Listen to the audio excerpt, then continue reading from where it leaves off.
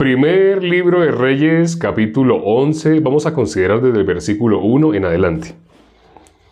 Pero el rey Salomón amó además de la hija de Faraón a muchas mujeres extranjeras, a las de Moab, a las de Amón, a las de Edom, a las de Sidón, a las Eteas, gentes de las cuales Jehová había dicho a los hijos de Israel: no os lleguéis a ellas, ni ellas se llegarán a vosotros, porque ciertamente harán inclinar vuestros corazones tras sus dioses.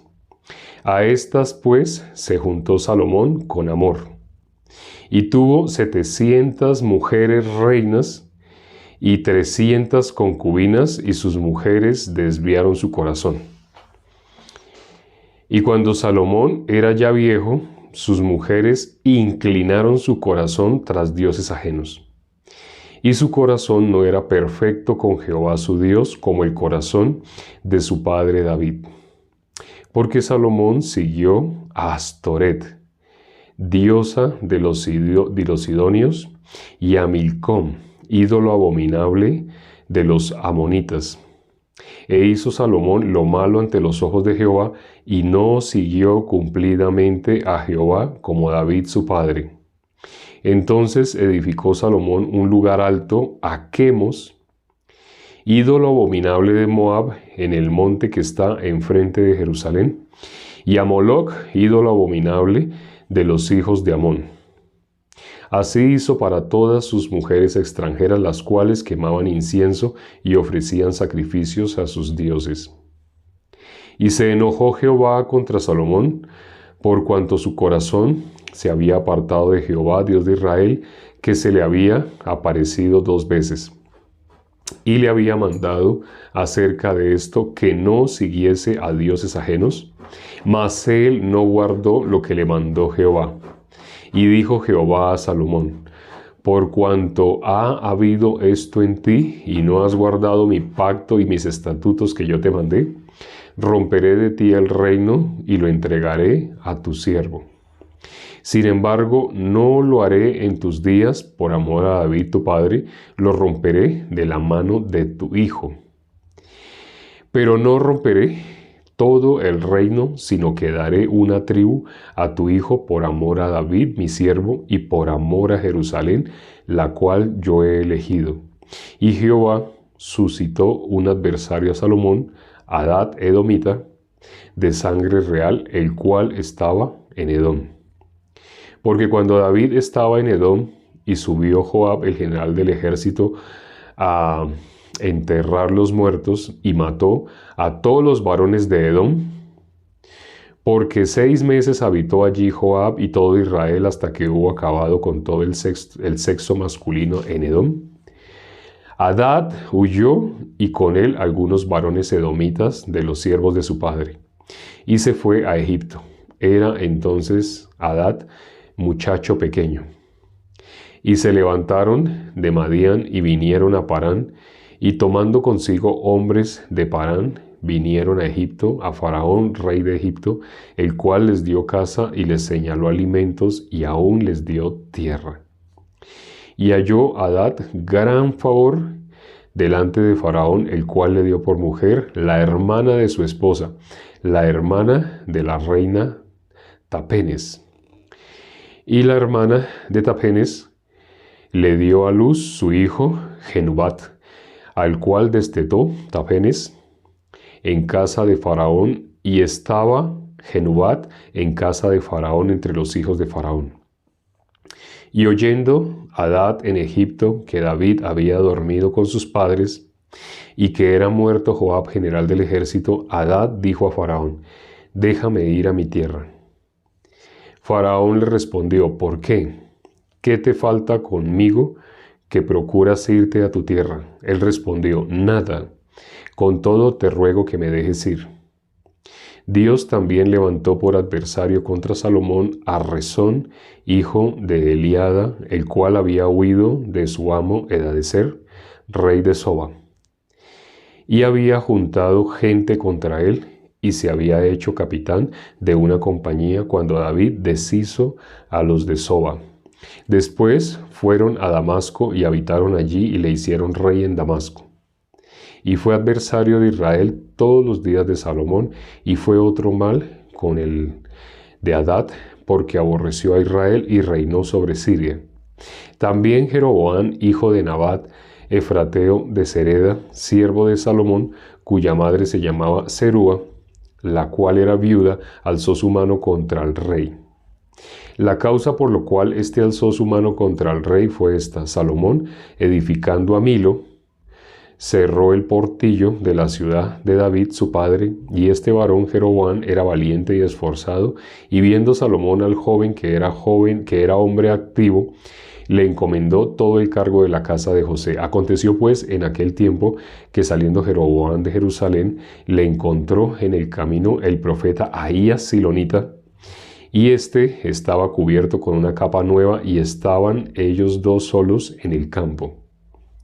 Y tomando Ahías la capa nueva que tenía sobre sí, la rompió en 12 pedazos, y dijo a Jeroboam: Toma para ti los 10 pedazos, porque así ha dicho Jehová, Dios de Israel: He aquí que yo rompo el reino de la mano de Salomón, y a ti te daré 10 tribus, y él tendrá una tribu por amor a David mi siervo, y por amor a Jerusalén, ciudad que yo he elegido de todas las tribus de Israel.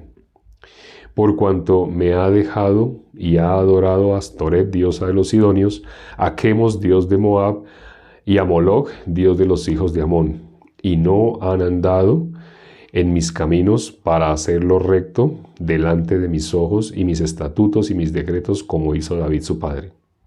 Pero no quitaré nada del reino de sus manos, sino que lo retendré por rey sobre todos los días de su vida, por amor a David mi siervo, al cual yo elegí, y quien guardó mis mandamientos y mis estatutos.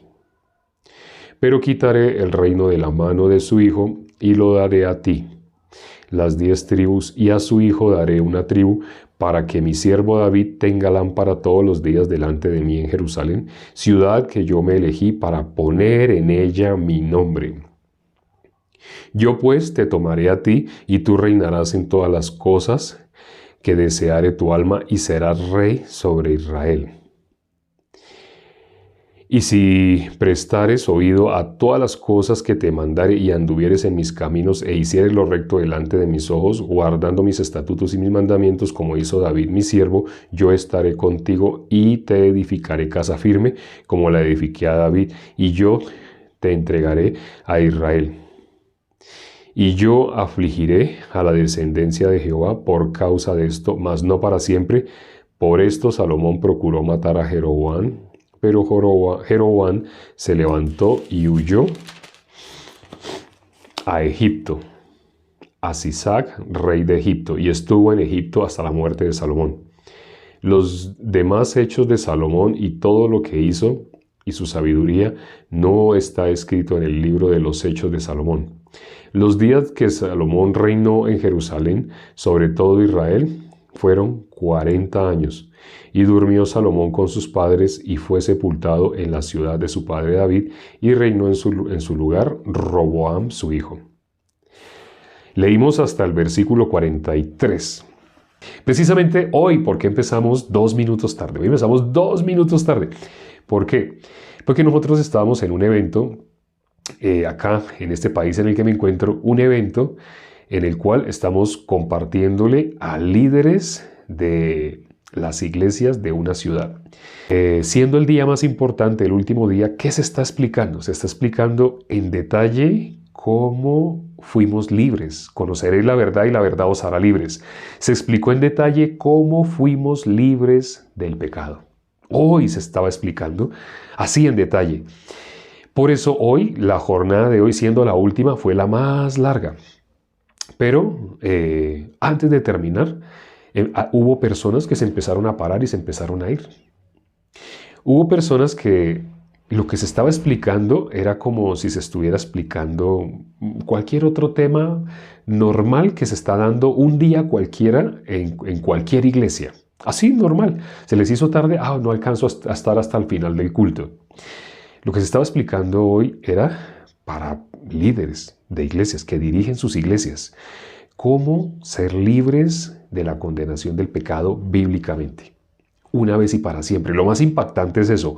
Se les estaba explicando cómo poder ser libres del pecado una vez y para siempre. No temporalmente.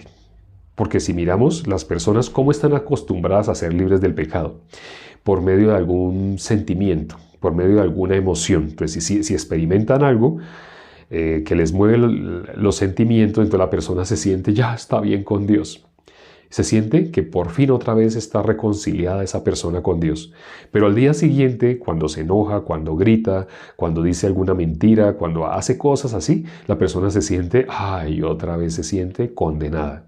Otra vez se siente que otra vez rompió su comunión con Dios. Está en un sub y baja, un altibajo, un más o menos. ¿Cómo está con Dios? Más o menos. A veces bien, a veces mal. A veces bien, a veces mal. Se les estaba explicando cómo ser libres de una vez y para siempre. Pero estaban viendo la magnitud de lo que se les está entregando. Muchas personas no pudieron verlo. Incluso pude notar cuando ya se nombró lo más importante, cuando se nombró el momento en el cual fuimos libres del pecado, hubo personas que aplaudieron. ¿Sabe qué personas aplaudieron? La gran mayoría. Las personas que ya habían sido libres del pecado hace mucho tiempo. Porque ahí en ese congreso no solamente habían invitados líderes, sino que también habían miembros de la iglesia.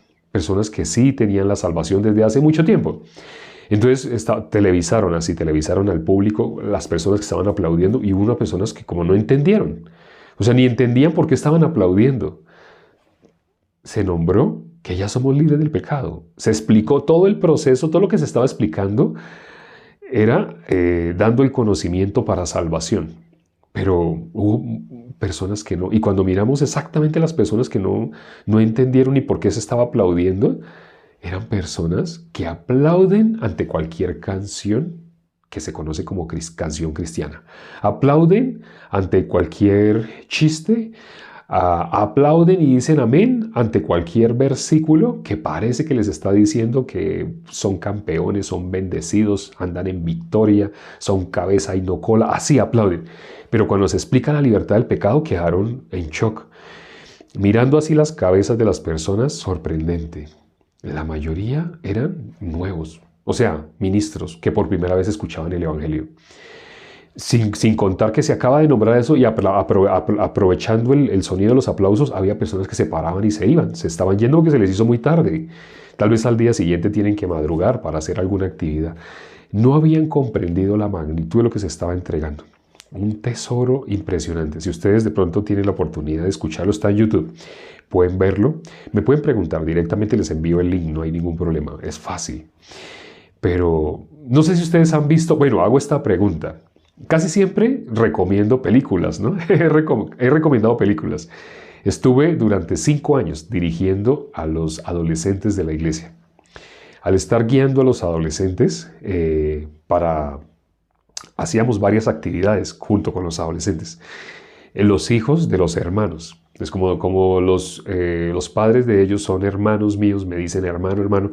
¿Cómo me dicen los hijos de ellos? Pues me dicen tío. Y son mi familia, realmente son mi familia. Jesús dijo, el que hace la voluntad de mi Padre, ese es mi padre, mi hermano, esa es mi familia. Ante el mundo parece una locura esto que estoy diciendo. No, familia, su mamita, su papito, así.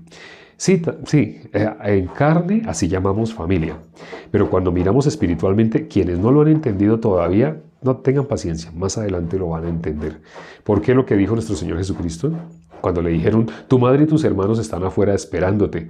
Él señaló a sus discípulos. Y dijo, mi madre y mis hermanos están acá. Sí, o sea, se refería a que son los que hacen la voluntad de mi Padre. Nosotros tenemos un grupo de WhatsApp, tenemos una familia inmensa, una familia muy numerosa y no se va a detener ahí. Todos los días está creciendo. Hoy entró un nuevo miembro a la familia. Entonces, esa es nuestra familia. Quienes han compartido con sus familiares se vienen dando cuenta, porque Jesús dijo que mi familia, los que hacen la voluntad de mi Padre. ¿Quiénes no son familia? Los que el ser humano llama familia. Suena raro, ¿cómo así? O sea, la familia no es familia. Humanamente llamamos familia así por lazos sanguíneos. Pero espiritualmente Jesús llamó familia de otra manera totalmente diferente, por ser hijos del mismo Padre. Quien se hace hijo de Dios, si en este momento no entiende, por eso les digo, más adelante van a entender. Ah, sí, mi familia verdadera. Ya entiendo por qué Jesús dijo lo que dijo. Hay una película que muchas películas les recomendé a los adolescentes, pero hay una película que vi recientemente que no le he mostrado a adolescentes, es muy, muy moderna, pero es una película que tiene que ver con esto que hemos hablado el día de hoy. La pregunta que hago es, presten atención a la pregunta que voy a hacer. ¿Quiénes han visto la película que se llama Don't Look Up? No miren arriba, no miren arriba. El protagonista, Leonardo DiCaprio. Es una de las últimas películas que ha hecho Leonardo DiCaprio. Está en Netflix, todavía está vigente en Netflix. No miren arriba. Sí, ya sabía. Camilo la vio, veo que sí. Bueno, y muchos hermanos no lo han visto todavía. Les recomiendo que la vean. Les recomiendo que la vean. En esa película se muestra cómo... les voy a hacer un spoiler de la película, un resumen. En esa película se nombra... resulta que hacen un descubrimiento. Personas que están con telescopios mirando el cielo, hacen estudios cuánticos, hacen estudios de velocidades, de desplazamiento, así. Ellos están mirando por el telescopio y una joven descubre algo que impactó a todo el mundo. Bueno, tenía que impactar a todo el mundo, pero realmente no impactaba a nadie. Ella descubrió un asteroide que se estaba desplazando a una velocidad muy grande. Entonces hicieron el cálculo del desplazamiento, pero resulta que algo que descubrieron es que la dirección a la cual se dirigía ese asteroide era hacia la Tierra.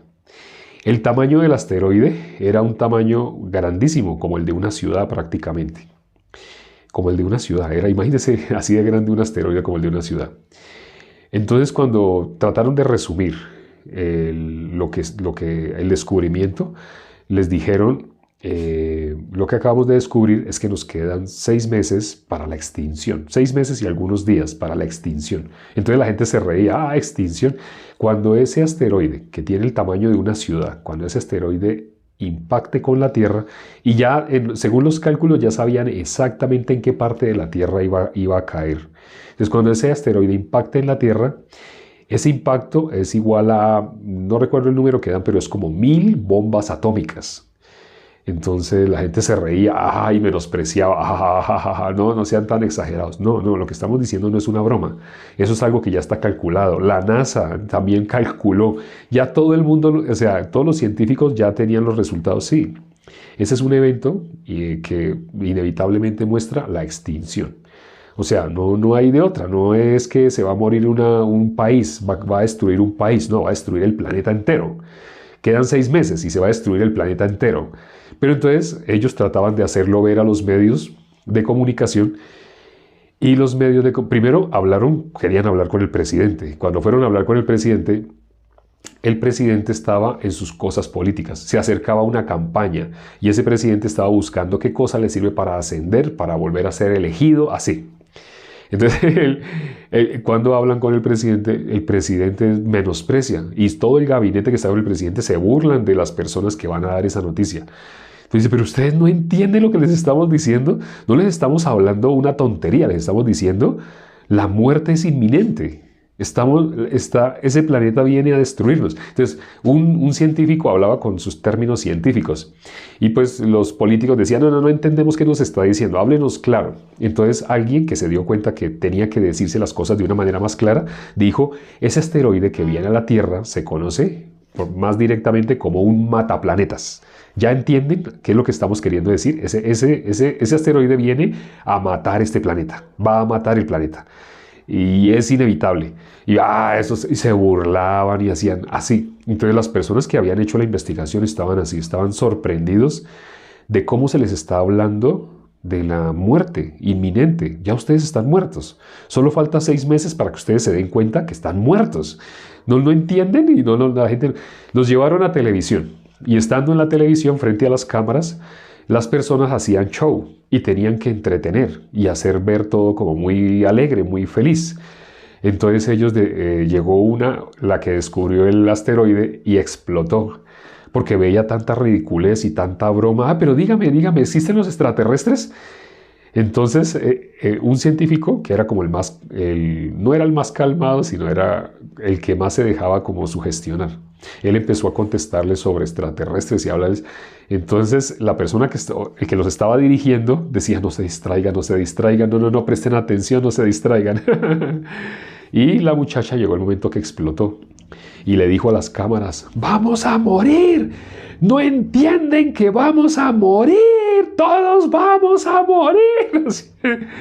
Entonces, ¿qué hicieron? Hicieron memes y sacaron la cara de ella así con colmillos, con un bebé así y como comiéndose a un bebé con la cara deforme. Hicieron varios memes y con la frase: vamos a morir todos, vamos a morir, así.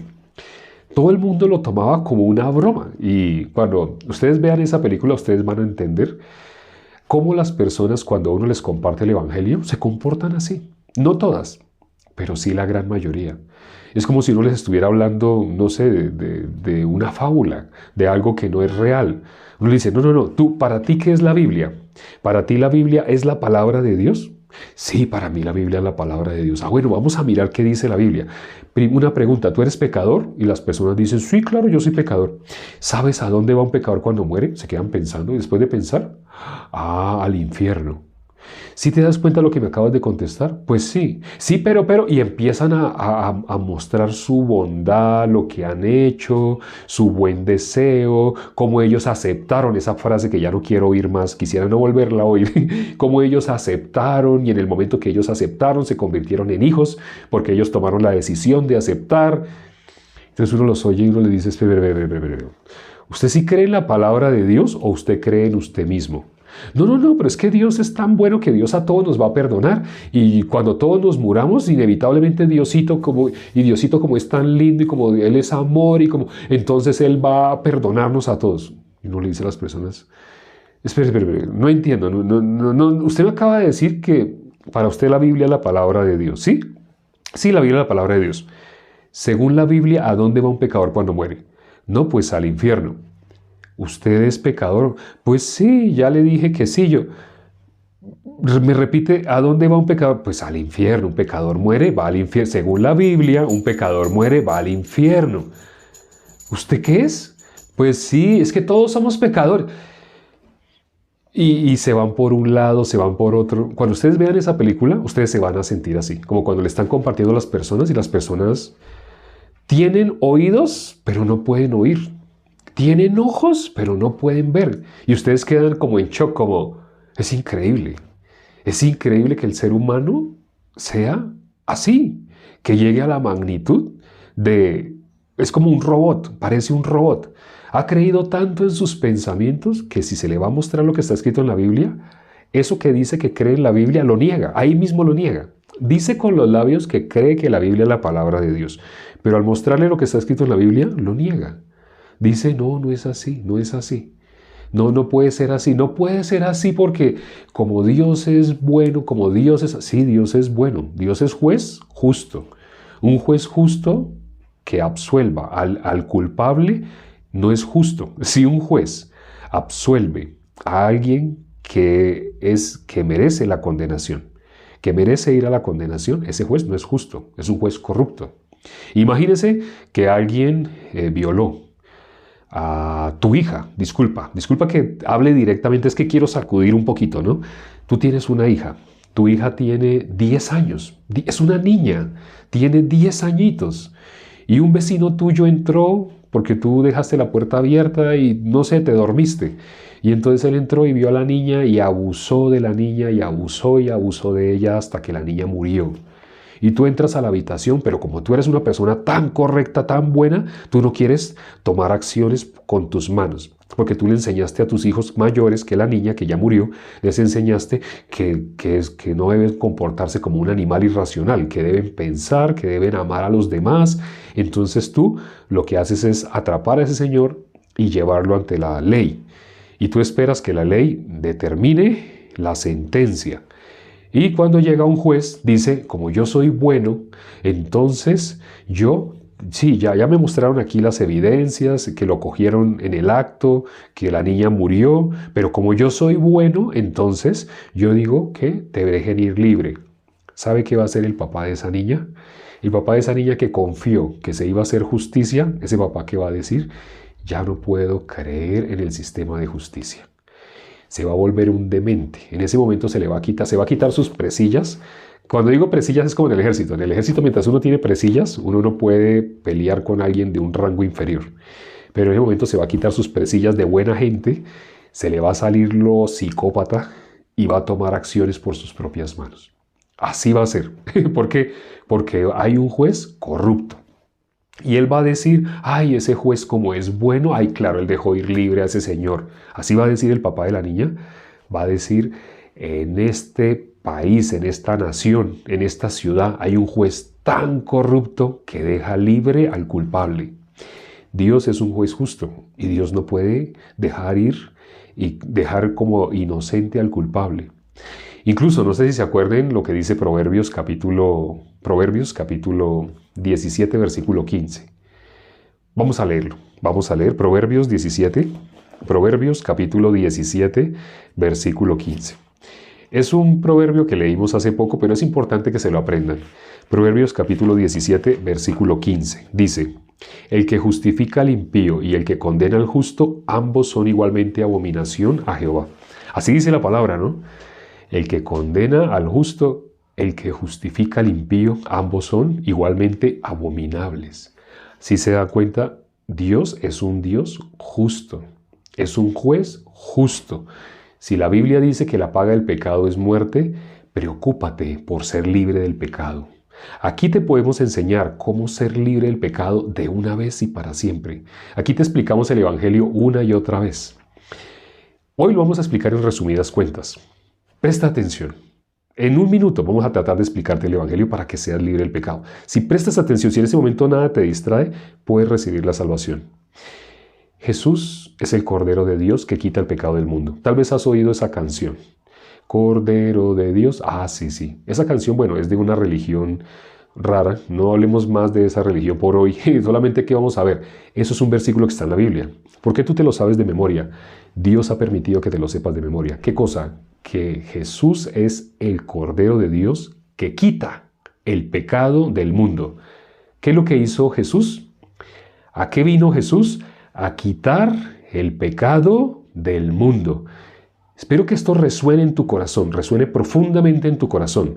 ¿A qué vino Jesús? A quitar el pecado del mundo. Él no vino para que tú estuvieras feliz en tu carne haciendo tus planes, tus metas. Tú quieres comprar una casa y para que Dios te ayude a comprar esa casa y tú te mueras y te vayas a la condenación. Dios no vino para eso. Nuestro Señor Jesucristo no vino para eso. Dios no envió a su Hijo a morir solamente para que tú pudieras comprarte la casa que tú tanto quieres y el carro que tú tanto quieres y te dé un infarto y te vayas al infierno. Dios no vino para eso. Ya lo de la casa y eso, luego hablamos de casa y eso. Eso lo hablan en todas las iglesias, para que tengas casa, carro, eso lo hablan en todas las iglesias. Aquí te vamos a hablar, ¿a qué vino Jesús? Para morir por tus pecados, para que tú puedas ser libre del pecado. Él pagó el precio que tú tenías que pagar por el pecado, pero tú no lo podías pagar. No es que cuando tú mueras entonces se va a pagar. No, cuando dice la paga del pecado es muerte, no se refiere a eso. Se refiere a que únicamente tenía que haber una muerte para pagar el pecado. Pero esa muerte tenía que ser perfecta. ¿Por qué dice que es el Cordero de Dios que quita el pecado del mundo? Cuando tú lees Levítico capítulo 1, ahí dice que para que el pecado fuera expiado tenía que ser un cordero perfecto, sin defecto. O sea, no cualquier muerte, no es porque tú mueras entonces ya. Tú mismo, ¿cómo te has definido? Si te digo tú eres perfecto, ¿qué dicen las personas? No, yo no soy perfecto. Bueno, pues la paga del pecado la tiene que hacer un cordero perfecto. Tú no puedes hacerlo, tiene que ser un cordero perfecto. ¿Y quién es ese cordero de Dios que quita el pecado del mundo? Jesús. Lo que acabo de decirte ahora es el Evangelio. Si lo has podido recibir, no está en mi capacidad. Si en estos 2 minutos, 3 minutos finales has estado distraído, no sé, te han llegado cualquier cantidad de pensamientos. Ay, no me gustó que nombró a la religión esa, a la religión tal. Ay, no me gustó que hablara de tal persona. Ay, no me gustó que hubiera contado sobre la película. Si te llega cualquier cantidad de pensamientos que no te dejaron escucharlo en los últimos 3 minutos, mira este video, la repetición de este video se va a subir a YouTube. Allá lo vas a ver en este formato, en formato horizontal. Mira y sobre todo mira los últimos 5 minutos para que puedas recibir el Evangelio. Y cuando lo estés mirando, trata de que no le hagas caso a ningún pensamiento, solamente con atención, presta atención, porque ahí explicamos el Evangelio.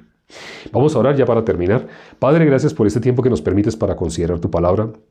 Gracias por las personas que se conectaron el día de hoy y gracias porque tú nos has permitido conocer cómo ser libres del pecado. Nos has dejado la Biblia para que nosotros sepamos cómo ser libres del pecado.